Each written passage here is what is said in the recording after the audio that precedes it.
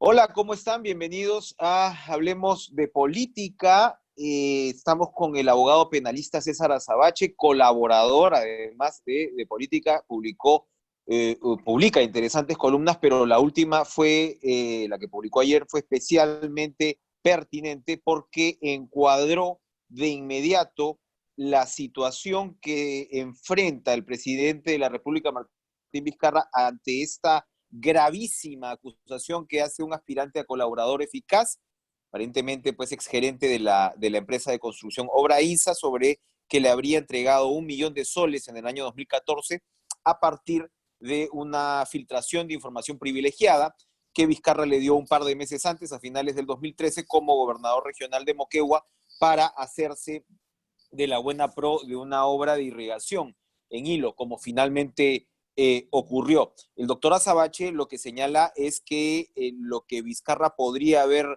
de alguna manera delineado el domingo en la noche en su intervención en Panorama fue lo que se llamaría una coartada fallida, es decir, él acepta de las 3 reuniones que se habrían dado en Obrainsa, en Lima, en San Isidro, la primera para entregar la información, ¿no?, en noviembre del 2013, y las dos en enero y abril del 2014, respectivamente, para supuestamente, según el colaborador o el aspirante a colaborador, entregar el dinero. El presidente acepta que se dieron estas 2 últimas reuniones, pero bajo, y leo textualmente las declaraciones citadas del Comercio, de Vizcarra, que esto se dieron las reuniones, comillas, en las oficinas de la constructora, pero cuando ya la obra había sido adjudicada y que estas fueron de carácter técnico, entre comillas, que las reuniones fueron de carácter técnico. Doctora Azabache, gracias por estar con nosotros.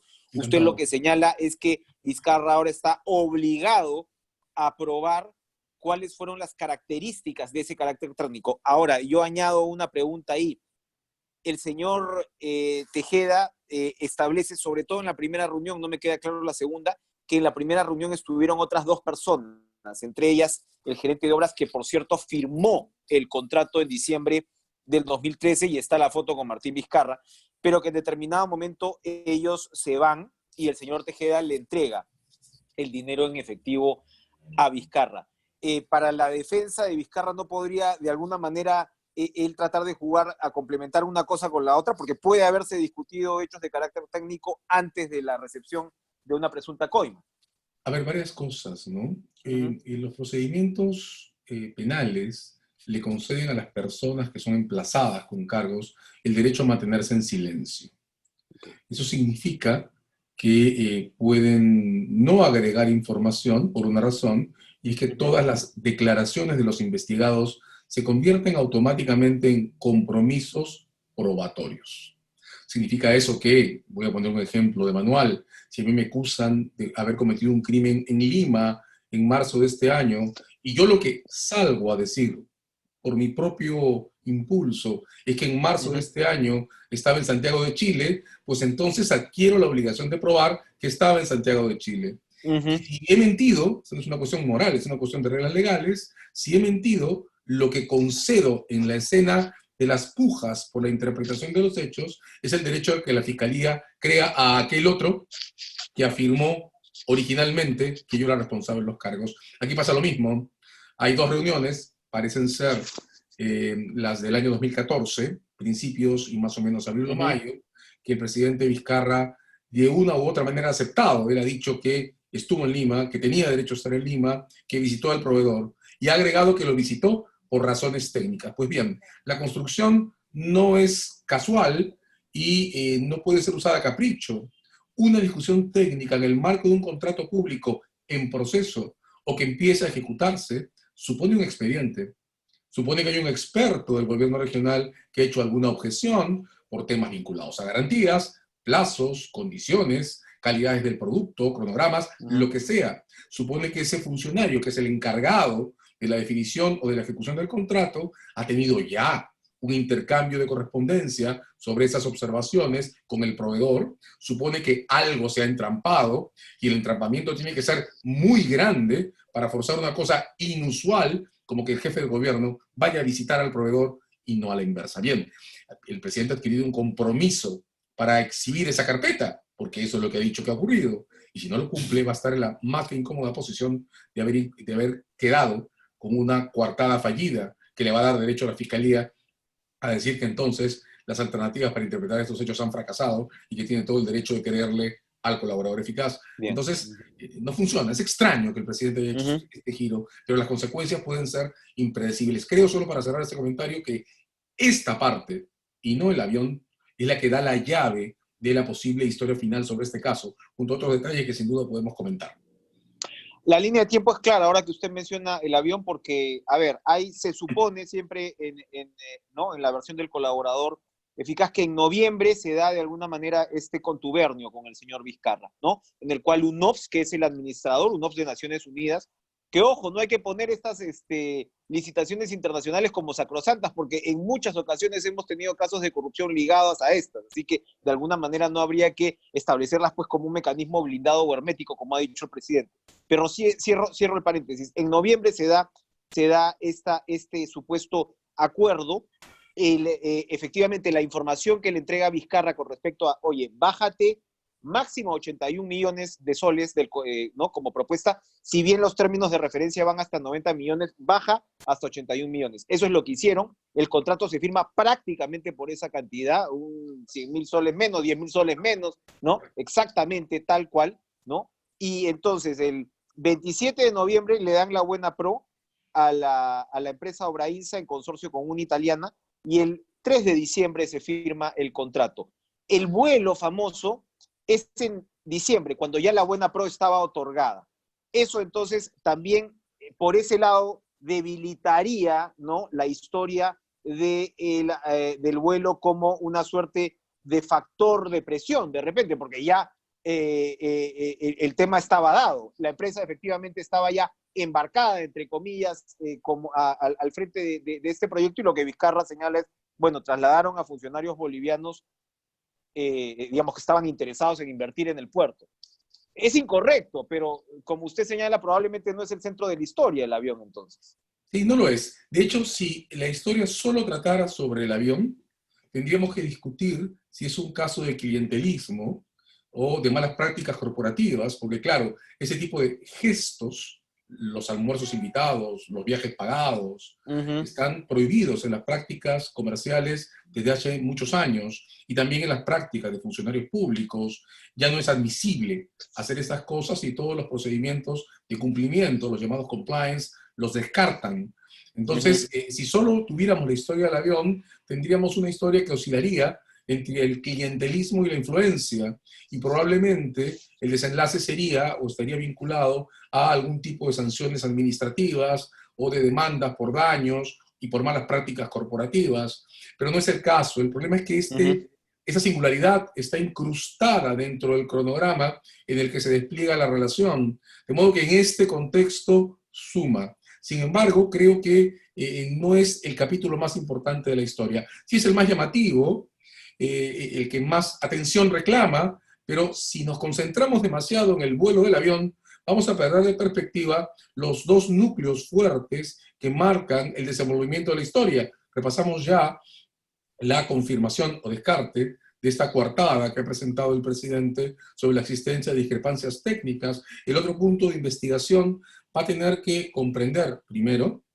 la posibilidad de confirmar por fuentes externas al relato del aspirante o del delator si la reunión de principio de noviembre se produjo o no, porque en su versión esa reunión se pactó por teléfono mientras Vizcarra estaba en Lima. Confirmará la Fiscalía si Vizcarra estaba en Lima o no, probablemente sí.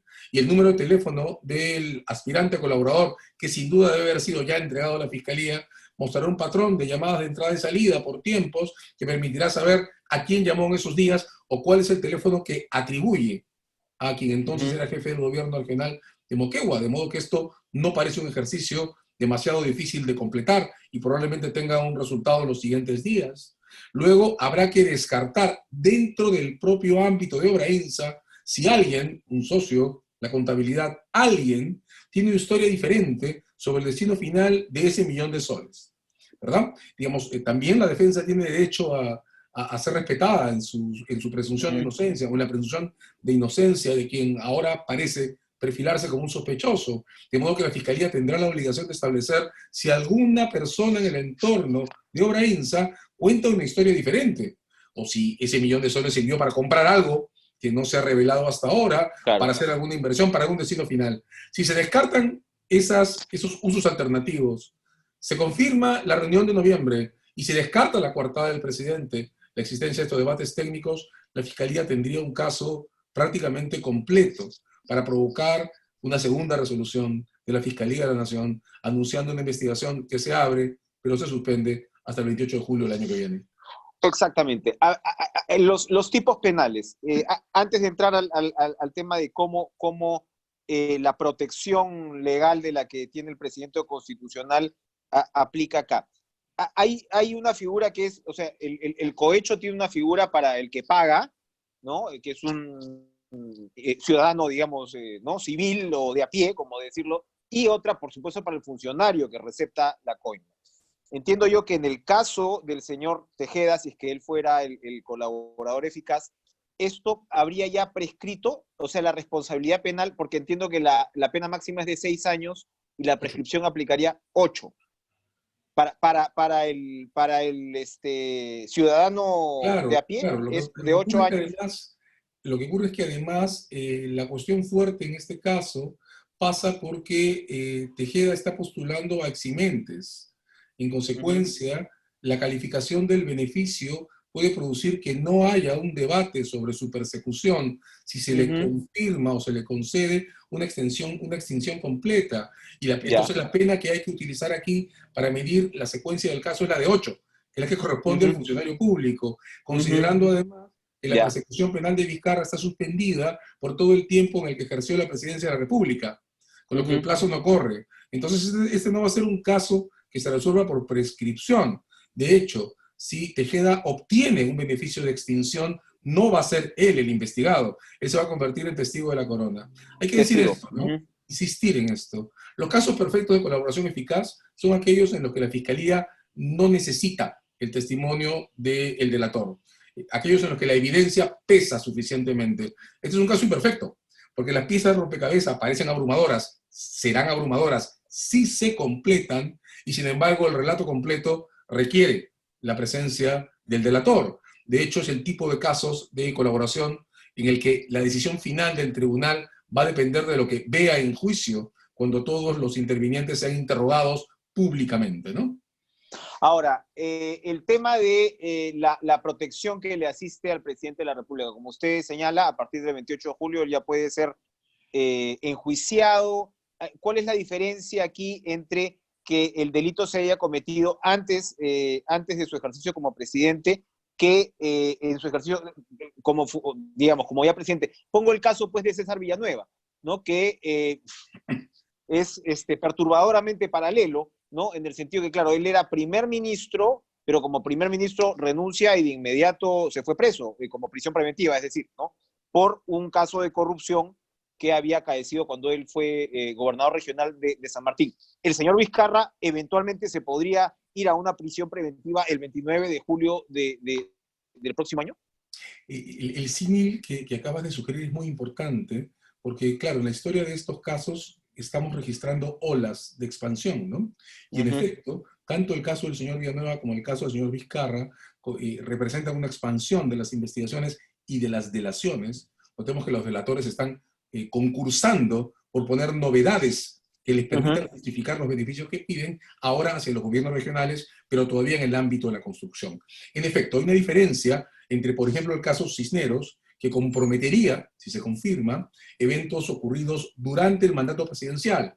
En este caso, la protección no solo comprende esta suerte de inmunidad alta para no ser procesado durante el mandato, sino que además comprende 5 años durante los cuales la autorización del proceso requiere antejuicio. Cuando los casos se refieren a eventos ocurridos antes de la designación en una alta magistratura, Congreso en un caso, presidencia en el otro, la protección solo alcanza hasta dejar el cargo. Es decir, el 28 de julio del 2021, la Fiscalía de la Nación podría decidir cuándo va a pedir que se instaure el antejuicio por el caso Cisneros, pero puede mandar a abrir inmediatamente una investigación penal en sede propia por los asuntos a los que nos estamos refiriendo ahora, referidos a Obrainsa. También el expresidente Humala tiene 2 casos de ese tipo. Tiene uno libre, ya en proceso judicial, por las donaciones, por las entregas de fondos, casi donaciones, por los fondos entregados por Odebrecht durante la campaña, los 3 millones alegados por Odebrecht, y tiene uno distinto ante la Fiscalía de la Nación por el gasoducto en función al debate sobre las influencias que se habían desarrollado, siendo él ya presidente, para que sea Odebrecht quien gane el concurso. La diferencia es entonces importante. Para aclarar, en el caso de Vizcarra, entonces el tema no prescribiría en el 21 o el 22, o sí prescribiría a los 8 años. Eso es importante establecer. No pueden correr los 8 años porque desde que juró la presidencia de la República, la persecución se ha vuelto imposible. Okay. El plazo que media durante su periodo presidencial no cuenta para fines de prescripción. Sumamente importante. Yo quería hacerle, usted que comenzaba esta conversación aclarando pues que aquí ni siquiera teníamos que hablar pues de una regla moral, sino penal, en términos de la que podía ser o no una mentira, en un caso como este. Pero yo sí quería preguntarle al penalista que tiene que tener, digamos, referentes psicológicos de quién tiene al frente, y se lo pregunto por el caso Villanueva, y en este caso eventualmente por el caso Vizcarra. Es decir, el caso Villanueva, el señor Villanueva impulsa la vacancia de Pedro Pablo Kuczynski, que terminó en renuncia, ¿no? Que ya sabemos por qué, teniendo tremendo esqueleto en el closet, aparentemente, ¿no? Porque su caso está básicamente pues avanzado en términos de dinero que él habría recibido como funcionario público, además, para impulsar pues una reelección. Parecido al caso de Susana Villarán, sin ir muy lejos, ¿no? Muy parecido.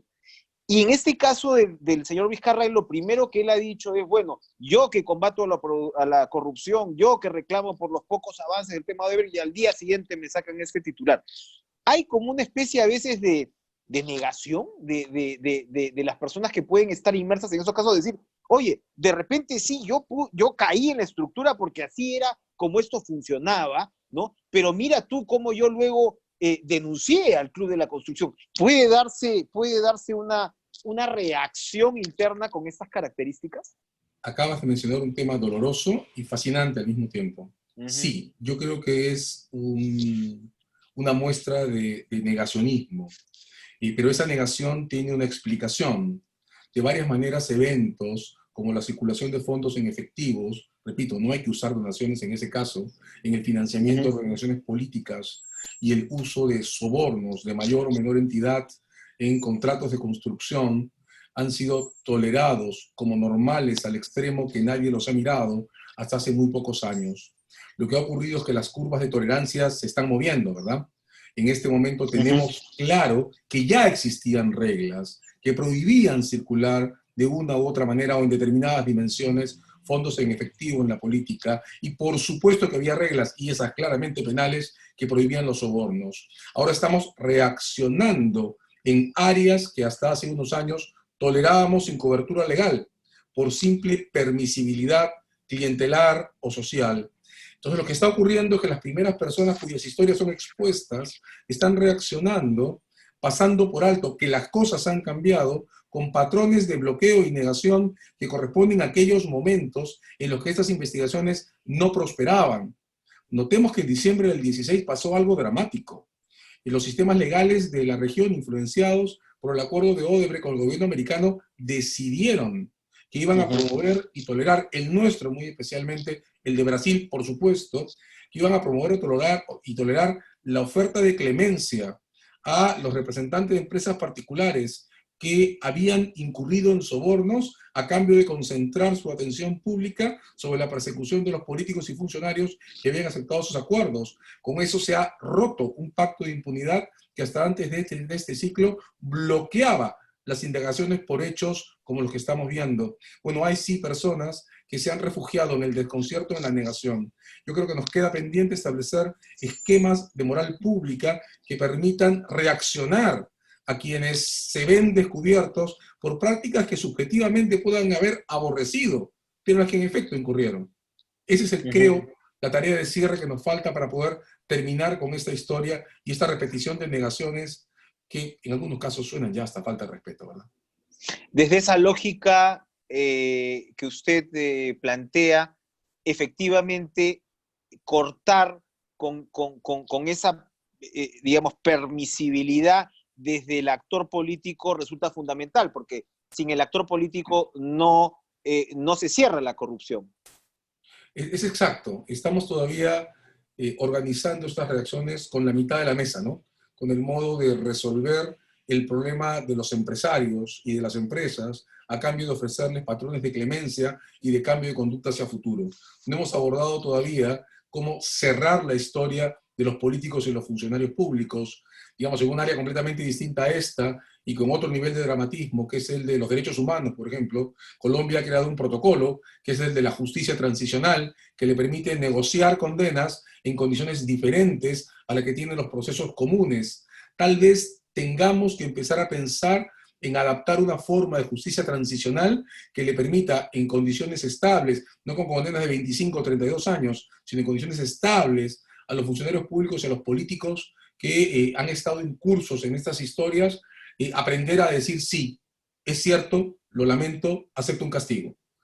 Tal vez tengamos que avanzar eso, no estoy seguro que este ya sea el momento en el que tengamos la madurez para abordar un punto final, pero sí percibo claramente que esto es un proceso que no puede durar 20 años. No podemos desgarrarnos durante 20 años o más en descubrimientos de este tipo y sufrir el tipo de erosión que nuestro tejido institucional está padeciendo. Es un costo que tenemos que asumir porque esto es real, pero es un costo que no debe absorbernos como país por un tiempo que no sea determinado o medible. Para terminar, doctor Azabache, hay otro lado, ahora que usted menciona la palabra madurez, que si estamos lo suficientemente maduros para enfrentar como sociedad un proceso de marcar un antes y después, pero sí quizá el tema, curiosamente, esta situación que a mi juicio es mucho más grave que la de Richard Swing, mucho más grave, ¿no? Evidentemente, por supuesto, de comprobarse, al parecer, sin embargo, no ha despertado esta ola de vacancia, ¿no? En el Congreso de la República hasta ahora. Y claro, uno podría darle más de una explicación a esto, uno podría decir que la campaña ya está empezando, uno podría decir que probablemente a los actores políticos le conviene de repente más un Martín Vizcarra prácticamente anulado, como va a estar de aquí en adelante, ya no va a ser un Pato Rengo, sino va a ser un Pato en silla de ruedas con las dos piernas rotas probablemente, ¿no? Pero también podríamos concluir que lo deseable sería interpretar la Constitución de la manera más institucional, digamos, y desarrollada posible, en el sentido de decir, el presidente de la República, no por la persona, sino por a quién encarna, a quién representa y el papel que juega un mandatario, en el sentido de que al presidente de la República se le enjuicia o responde por responsabilidades penales básicamente al día siguiente de terminar su mandato, lo cual le da al país, se supone, algún tipo de estabilidad adicional. ¿Qué opina usted sobre este caso en torno a la famosa figura de la vacancia presidencial? A ver, creo que el momento electoral en el que estamos, ayer se cerró el plazo para escribir alianzas, tiene una influencia en el desarrollo de esta segunda discusión de vacancia, ¿no? Recordemos que en el caso de Kuczynski hubo 2 debates sobre vacancia, pero estábamos en la primera mitad de su gobierno. Ya tan pocos meses de las elecciones las cosas son distintas. Creo además que las energías institucionales no son un recurso inagotable, sino que se extingue, y que la discusión reciente sobre la vacancia fue demasiado intensa para que el sistema institucional tenga energías para retomarla en este momento. En tercer lugar, hay una variable institucional. La Fiscalía de la Nación ha creado un protocolo, nos ha ofrecido una manera de estabilizar este tipo de asuntos con esta secuencia de un fiscal provincial que tiene que llegar al punto de elevar un informe que le permita a la Fiscalía de la Nación hacerse cargo, aunque suspenda el procedimiento hasta el final del mandato, de modo que ahora hay una vía para ir, ¿no? Solo en tercer lugar, y para terminar el comentario, a lo que en realidad es un gran comentario que has hecho, Francisco Iguren, por ejemplo, sostiene que el verdadero problema está en que nuestro procedimiento de acusación constitucional contra presidentes está tan entubado, tan cerrado, no permite ni siquiera abrirse en casos de delitos flagrantes, que toda la presión cuando el presidente se involucra con un crimen, se traslada a la llamada vacancia por incapacidad moral que estalla. Lo que Iguren dice es que tendremos que terminar abordando una reforma de la Constitución que abra la acusación constitucional, él dice, para crímenes contra los derechos humanos y actos de corrupción, yo diría quizás también para los flagrantes, y cierre la vacancia por incapacidad a eso, a una vacancia por incapacidad. Incapacidad permanente, vacancia; incapacidad temporal, suspensión. De modo que las cosas queden claras. Javier Alonso de Belaúnde agrega eso, que incluso el tipo de procedimiento que corresponde a la vacancia no corresponde o no empata con una discusión sobre cargos, como la acusación constitucional. Bueno, ahora el Tribunal Constitucional ha adquirido un espacio para discutir esto en un esquema que seguirá siendo neutro si, como parece, la segunda moción de vacancia cae porque no encuentra, yo creo que no tiene, más espacio institucional ahora para moverse, ¿verdad? Muy bien. Muchas gracias, César Azabache. Muy interesante, como siempre, sus perspectivas. Esperamos con ansias su próxima columna, además, en De Política, para ir a ayudarnos, pues, a trazar una perspectiva, como digo, lo suficientemente racional. Gracias por estar con nosotros. Encantado, muchas gracias. Muchas gracias. Gracias a ustedes también. Nos vemos entonces en la próxima emisión de Hablemos de Política.